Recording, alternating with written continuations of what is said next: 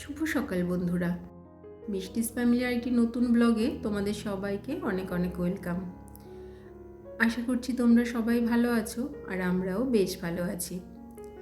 আজ হলো বৃহস্পতিবার আর ঘড়িতে এখন সময় হচ্ছে সকাল 6:30। আর এখন থেকেই কাছে দূরের সমস্ত বন্ধুদের সাথে নিয়ে আমার আজকের দিনের ব্লগটি শুরু করছি। তোমাদের সবাইকে আমার ব্লগের সঙ্গে থাকার জন্য অনুরোধ রইল। তোমরা আমার ব্লগটি দেখো, তোমাদের অবশ্যই ভালো লাগবে। ছেলের তো স্কুল শুরু হয়ে গেছে, আজ 2 দিন হলো, তাই আজকে ঘুম থেকে অনেকটা তাড়াতাড়ি উঠেছি, সেই ভোর 5:30টার দিকে। আর তারপরে ফ্রেশ হয়ে কিচেনে চলে গেছিলাম। ওখান থেকে ছেলের টিফিন সব রেডি করে নিয়ে এসে আগে নিজে রেডি হয়ে নিয়েছি, আর তারপরে ওকে ঘুম থেকে তুলে খাইয়ে দাইয়ে দিয়ে এখন ওকেও রেডি করছি। তো এখন বেরিয়ে যাব ছেলেকে নিয়ে। টোটো এসে গেছে আর 7:15-20-র মধ্যে না আমার ওকে রেডি করে নিয়ে বাড়ি থেকে বেরিয়ে যেতে হয়।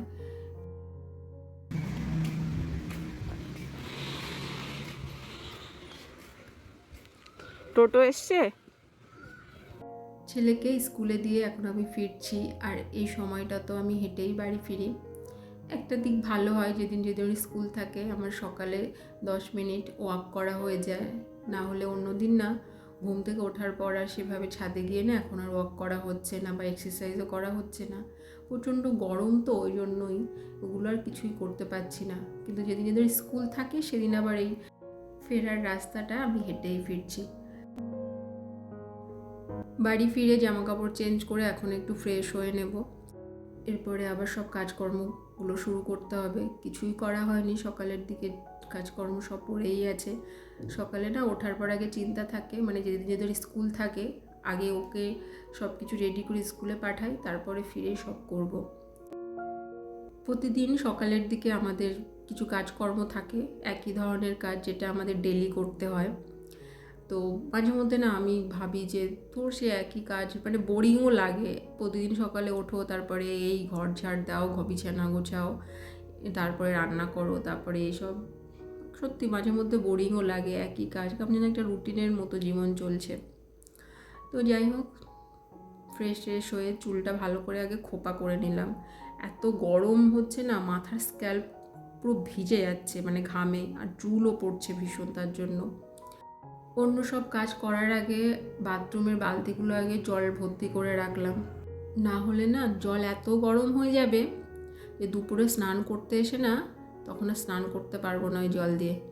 কালকে কি হয়েছে জানো তো, আমি সকালের দিকে না বালতি করে জল ভর্তি করতে ভুলে গেছি।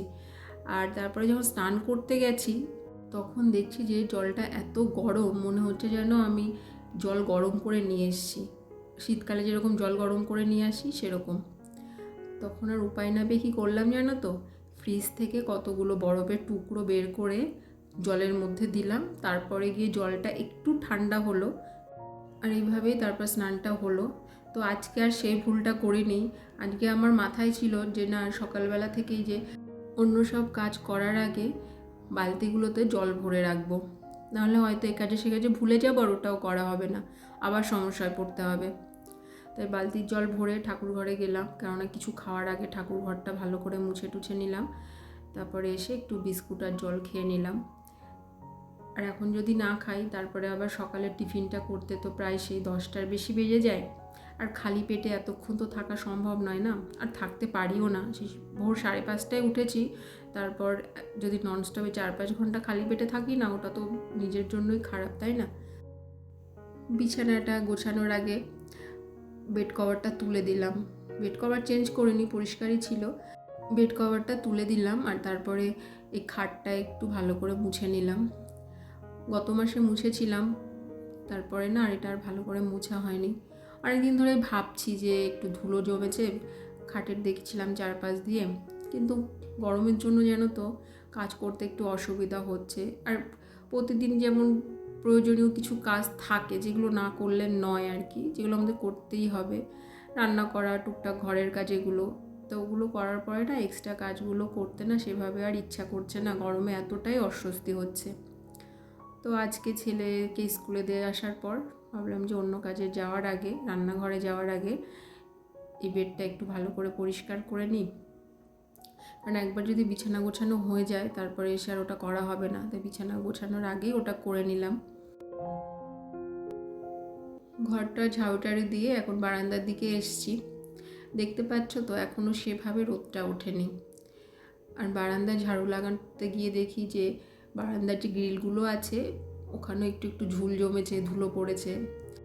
প্রতিদিন তো সব কিছু পরিষ্কার করা সম্ভব নয়, তা কোনো দিন যদি একদিক পরিষ্কার করছি আর একদিক নোংরা হচ্ছে, এইভাবে প্রতিদিন কিছু না কিছু পরিষ্কার করতেই হচ্ছে, ধুলোবালি ঝাড়তে হচ্ছে। ঘরের মধ্যে যখনই দেখছি মানে চোখের সামনে যেখানে একটু ঝুল জমেছে, এখানে একটু ধুলো পড়ে আছে, এটা একটু নোংরা হয়েছে, পরিষ্কার করার দরকার, তো যতক্ষণ সেটা না করতে পারছি ভাল লাগে না।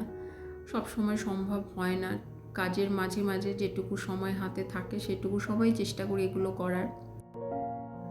এখনও তো সেভাবে রোদ ওঠেনি, তাই রোদ ওঠার আগে এখানে যে দুটো পটে জিনিয়ার চারা ছিল ওগুলো সরিয়ে দিলাম। ছোট্ট ছোট্ট চারা তো ওই জন্য সূর্যের বেশি তাপ লাগলে আবার চারা গাছগুলো নষ্ট হয়ে যেতে পারে।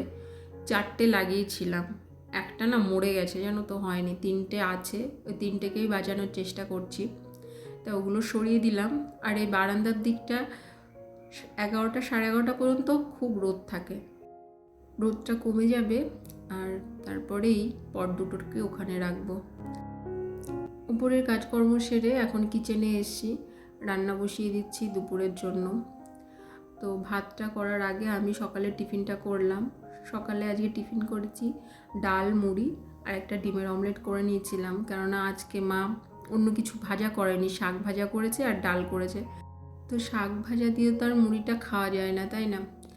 অন্যদিন যেমন মা ভেন্ডি ভাজা করে, আলু ভাজা করে, টুকটাক এটা সেটা ভাজা করে, তো সেটা দিয়েই খেয়ে নিই। তো আজকে ডাল আর শাক ভাজা করেছে, তো তা ওরাও ডাল আর ডিম ভাজা দিয়ে রুটি খেয়েছে, আর আমিও মুড়িটা খেয়ে নিলাম ডাল আর ডিম ভাজা দিয়ে। আর এখন ভাতটা বসিয়ে দেওয়ার পরে পেঁপেটা কেটে নিচ্ছি, পেঁপে সেদ্ধ দেব। আমার শ্বশুর মশাই যেমন পেঁপে সেদ্ধ একদম পছন্দ করে না, ওই জন্য ওনার জন্য দিচ্ছি না, আমি মা খাবো। আমার ছেলেও খুব একটা খেতে চায় না, তাই হাফটা পেঁপে সেদ্ধ দিলাম। আর এই পেঁপের ভেতরে এত দানা, ওটা আমি ওখানে ছাড়াতে গেছিলাম, চারিদিকে ছড়িয়ে ছিটিয়ে পুরো বাজে অবস্থা হয়ে গেছিলো। তাই আবার বেসিনের মধ্যে নিয়ে ওটাকে ভালো করে আগে পরিষ্কার করে নিলাম, কারণ ওটা যদি আবার চারপাশে ছড়িয়ে যেত তখন আবার এক্সট্রা কাজ, সেটা পরিষ্কার করো। আর এদিকে রান্না বান্নার কাজটাও আমার তাড়াতাড়ি শেষ করতে হবে, কেন ছেলেকে আবার স্কুল থেকে আনতে যেতে হবে 12:30টার দিকে। পেঁপে সেদ্ধ ভাত তো ওদিকে হচ্ছে, আর এখন মাছ ভেজে নিচ্ছি। আজকে আনা হয়েছে কাতলা মাছ আর চিংড়ি মাছ। এই মাছ ভাজতে না অনেকটা টাইম লেগে যায়, ধরে ধরে অনেকক্ষণ টাইম নিয়ে ভাজতে হয়। তো আজকে করব কাতলা মাছ আর চিংড়ি মাছ দিয়ে ডাঁটা, আলু, টমেটো দিয়ে একটা তরকারি। তো মাছ ভাজা হচ্ছে ওদিকে, আর ভাতটাও হয়ে গেছে। প্রতিদিন না ওই এক আলু দিয়ে মাছের ঝোল খেতে খেতে আর ভাল লাগছিল না, তাই কালকেই বাবাকে বলেছিলাম যে বাজার থেকে একটু ওই ডাঁটাগুলো পেলে নিয়ে আসবে। তো এই ডাঁটাগুলো খেতে ভারী ভালো লাগে, জানো তো। আর সবথেকে বড় কথা, আমার ছেলেও খুব পছন্দ করে খায়। দেখেছো, অনেকটা ডাঁটাই কেটে নিয়েছি, আর এটা আজকে করিনি, কালকে রাতের বেলা এগুলো কেটে টেটে রেডি করে রাখা ছিল। অনেকটা সময় লাগে তো এই ডাঁটাগুলো কেটে রেডি করতে, আর সকালের থেকে তো এতটা সময় পাওয়া যাবে না, অন্যান্য কাজ থাকে অনেক, ওই জন্য রাতের দিকে করে রাখি। তো আজকে দুপুরের মেনু দেখো, ডাল, শাক ভাজা আর পেঁপে সেদ্ধ, ডাঁটা আলু দিয়ে কাতলা মাছ, চিংড়ি মাছ দিয়ে তরকারি। গরমেতে এই শাক সবজি, তারপরে যদি একটু টক ডাল, এই সমস্ত খেতে ভীষণ ভালো লাগে। মশলাদার খাবার না একদমই ভালো লাগে না, তো খেতে হয় মশলাদার খাবার। ছুটির দিনগুলো মাংস করতে হয় বা অন্য কিছু করতে হয়, তখন তো খেতেই হয়। রান্না বান্নার কাজ সব কমপ্লিট, এখন এই জায়গাগুলো একটু পরিষ্কার করে নেব। আর ঘড়িতে সময় হচ্ছে প্রায় 12টা মতো, তো হাতে এখনও কিছুটা সময় আছে। তার জন্য ভাবলাম যে ছেলের জন্য একটু লেবুর রস করে রেখে যাই, মৌসম্বির জুস। ওটা আবার খেতেও ভীষণ ভালোবাসে, পিস পিস করে কেটে দিলেও একটু বিট নুন ছড়িয়ে দিলে খেয়ে নেয়, কিন্তু তখন দেখি যে অত না ভালোভাবে খেতে পারে না। তাই ওকে স্কুলে আনতে যাবার আগে আমি জুসটা রেডি করে রেখে যাচ্ছি। অনেকটা টাইম স্কুলে থাকতে হয়েছে, তো আর বাড়ি এসে আমার জন্য আর ওয়েট করছে না, নিজের জামা কাপড় খুলতে শুরু করে দিয়েছে। প্রচণ্ড গরম, আর এইটুকু টাইমেই মানে আসা যাওয়ার এই যে 10 মিনিট টাইম, সেটাতেই অবস্থা খারাপ করে দিয়েছে আমার। আর ছেলের অবস্থা কি বলবো। আর সবথেকে কষ্টকর কি জানো, এই গরমে তো এই যে সক্স, তারপরে শু, তারপরে গলার টাই, মানে ইউনিফর্মের এই সমস্ত জিনিসগুলো, এইগুলো পরে থাকতে হচ্ছে ওদের এতটা টাইম। সেই 7:30 থেকে ক্লাস শুরু হয়, এই যে এখন বাজে 1:45 মতো। তা এতটা টাইম, এটা সত্যিই খুব কষ্টকর গরমের মধ্যে। আর স্কুল থেকে আসার পরে না শরীরটা পুরো ছেড়ে দেয়, দেখে বুঝতে পারছি ওইটুকু মানুষ খুবই কষ্ট হয়। তো ওকে লেবুর রসটা দিলাম খাওয়ার জন্য। এই গরমের দিনে ওকে একদিন হয়তো লেবুর রস, একদিন ডাবের জল, এইভাবে দিচ্ছি খেতে। ছেলেকে স্নান করিয়ে দিয়েছি, আর এবার আমিও চলে যাব স্নানে। তো স্নানে যাওয়ার আগে আজকে একটু ভাবছি বেসিনটা পরিষ্কার করে নেব।